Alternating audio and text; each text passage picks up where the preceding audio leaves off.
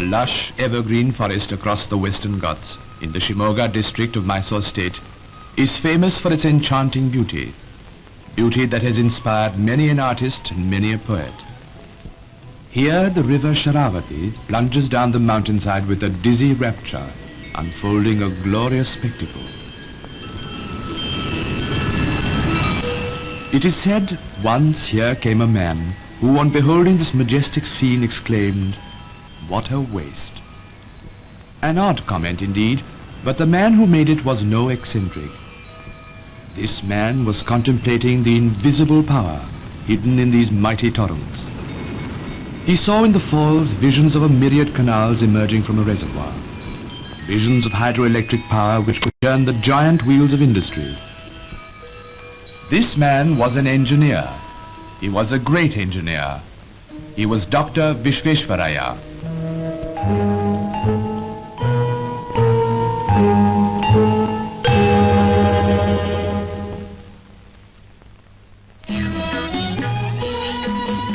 Nestling at the foot of the Nandi Hills in the Chikbalapur Taluk of Mysore state is a little village, Mudenahalli. Here, 100 years ago, in 1861, Mokshagundam Vishvesharaya was born.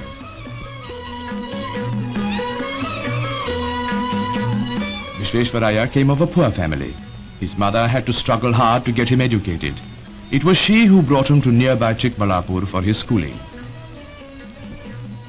From Chikbalapur, young Vishveswaraya migrated to Bangalore for his high school and college education.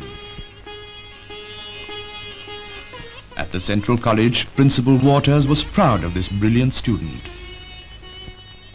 A merit scholarship enabled Vishveswaraya to further his studies at Pune. He came to the College of Engineering, known in those days as the College of Science. Here, under the guidance and care of Principal Theodore Cook, he excelled in his studies and graduated with top honors at the young age of 23. Vishveswaraya got the coveted job that was guaranteed every year to the candidate who topped the list of engineering graduates of the Bombay University. In March 1884, he started his engineering career in the holy city of Nasik on the banks of the river Godavari. Starting as an assistant engineer at Nasik, he rose to the rank of sanitary engineer to the government of Bombay.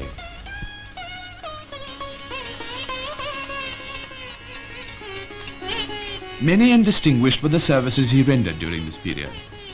One of his lasting contributions to the state was the block system of irrigation, which he developed in the Neera Canal area of the Pune district. The object of the system was to distribute the benefits of irrigation over a large number of villages. His passion for statistics and for the intelligent use of these facts and figures were evident in the way he worked out the scheme. One of his engineering achievements was connected with the lake Fife at Khadakwasla. The storage of this lake was insufficient to meet the needs of the Mutha Canal, which supplied water to Pune. The reservoir overflowed every year above the surplus weir. The problem was to increase the storage capacity without raising the dam. Vishveswaraya had the answer. He devised a system of automatic gates which did the trick. These gates have stood the test of time and have been copied in other places too. He took out a patent for the gates, but he refused to ask for or accept any royalty from the government. He always believed in work properly blended with recreation. The result was the Deccan Club, which flourishes to this day. In this good work, he had the blessings and cooperation of such eminent personalities as Mahadev Govind Ranade and Gopal Krishna Gokhale. The year 1909 brought Vishveswaraya to Hyderabad. The Nizam's government secured his services for an important assignment. On the 28th of September 1908, the river Musi, which passes through the city of Hyderabad, was in floods and ravaged the city. In one area alone, known as Kolsawadi, more than 2,000 people were drowned or washed away. Hundreds of buildings were swept away. The state government wanted Vishveswaraya to examine the damage done and to suggest measures to prevent a recurrence of such a catastrophe.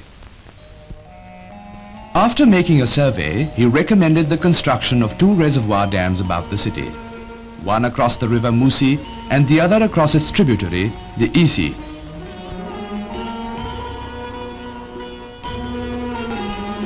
Vishvesharaya will be remembered with gratitude by the people of Hyderabad as long as Usman Sagar and Himayat Sagar reservoirs are remembered. Vishvesharaya also prepared a scheme for a modern system of drainage for Hyderabad city. It's a tribute to his foresight that the drainage disposal machinery which he got installed meets the needs of the city even today, when its population has increased threefold. Vishvesharaya also drew up plans for the improvement of the capital city of Hyderabad. His prophecy that when the improvements were carried out, Hyderabad would be able to hold her head high among her sister cities in India has come true today.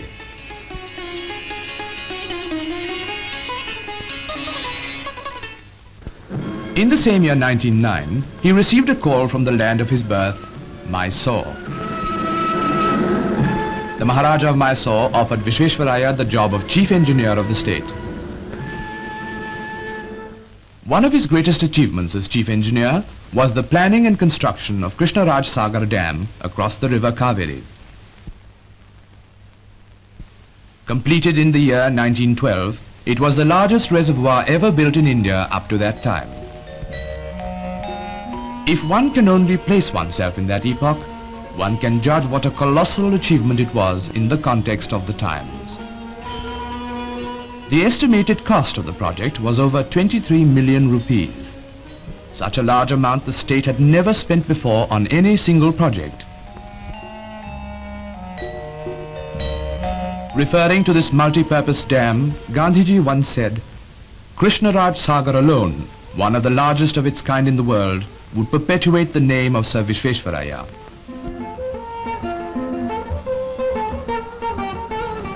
The main irrigation canal named after Vishvesharaya passes through a varied landscape, coursing through an artificial tunnel nearly 2 miles long, an engineering feat for that time.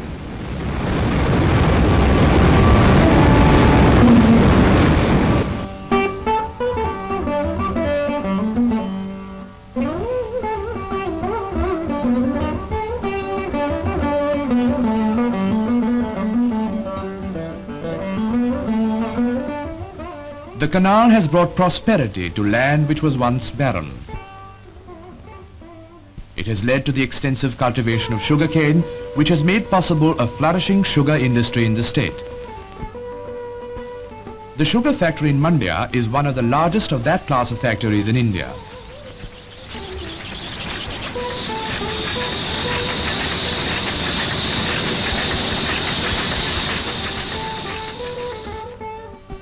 Mandya, which was once a sleepy, undeveloped village, is today a prosperous town, the headquarters of a prosperous district of the same name.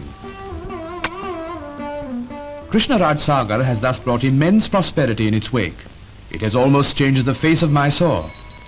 The Vrindavan gardens below the dam have added enchantment to utility.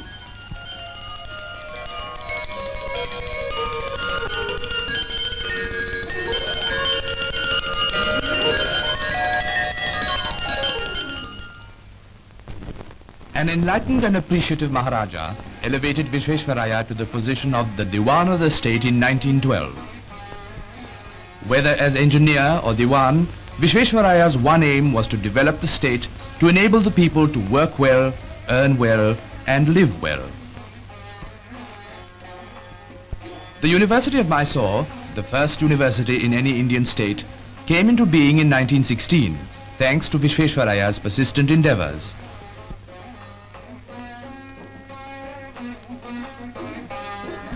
He also founded the Kannada Literary Academy. Vishvesharaya always felt that industries were the mainstay of the progress and the prosperity of a nation. The sandal oil factory was but one of the many industries introduced by him.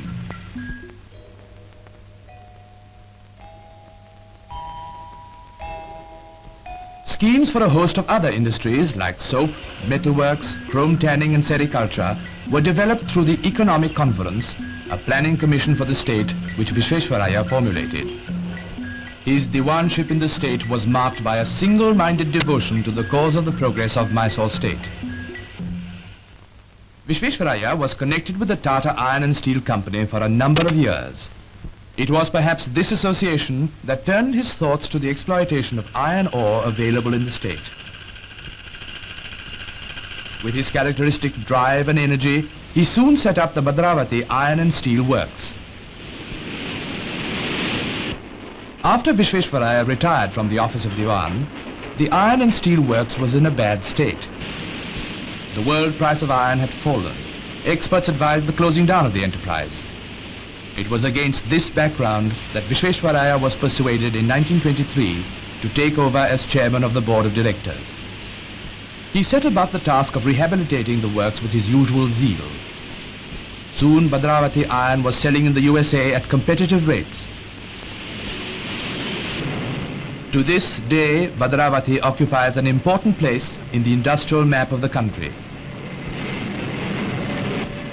The remuneration he earned as chairman of the Iron and Steel Works for over 6 years, Vishveswaraya turned over to the state government for the establishment of an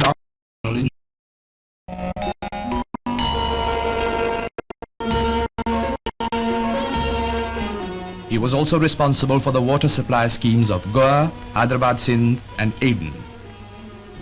Vishveswaraya worked incessantly, preparing plans and schemes for the development of the country.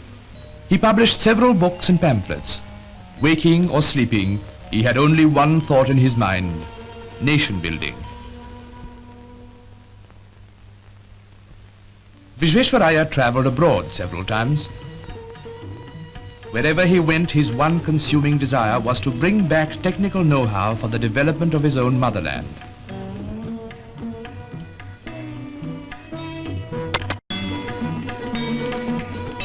He gave his invaluable technical advice for the location of one of the colossal projects of recent times, the Ganga Bridge at Mokame in Bihar. He was past 90 when he undertook this work.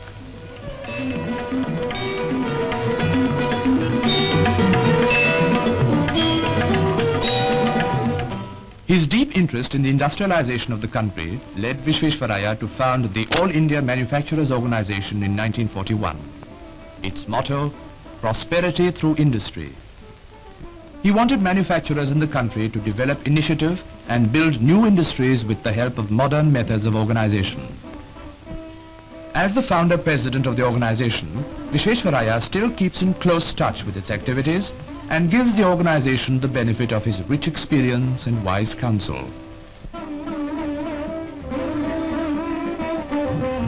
A grateful nation has heaped honors on a man who has served the country in so many spheres. Knighthood, degrees, honoris causa galore.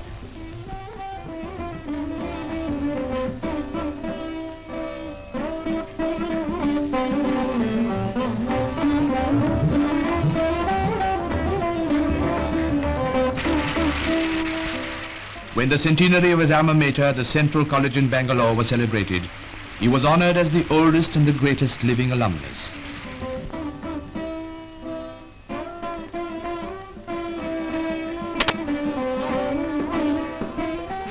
The highest honor that an Indian citizen could receive, the award of Bharat Ratna, came to him. In the citation, he was hailed as the father of the idea of planned development in India.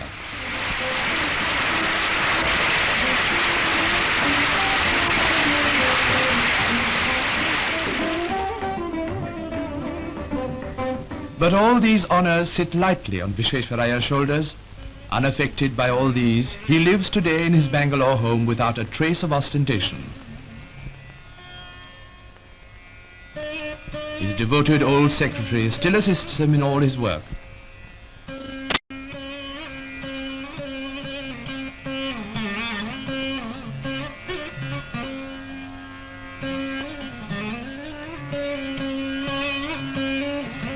Always meticulously punctual in his habits, Vishveswaraya keeps himself busy and active, receiving visitors, holding discussions with them, attending social functions.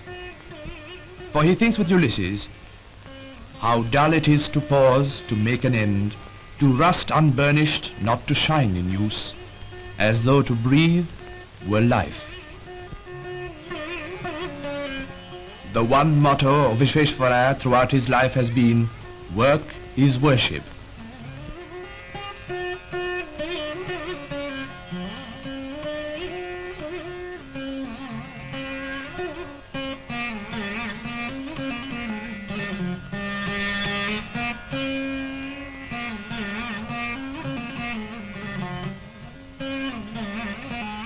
As this Karma Yogi enters his 100th year, we cannot do better than invoke the benedictions of our sages of yore. May we for 100 autumns see that lustrous eye God ordained arise before us. May we live 100 autumns.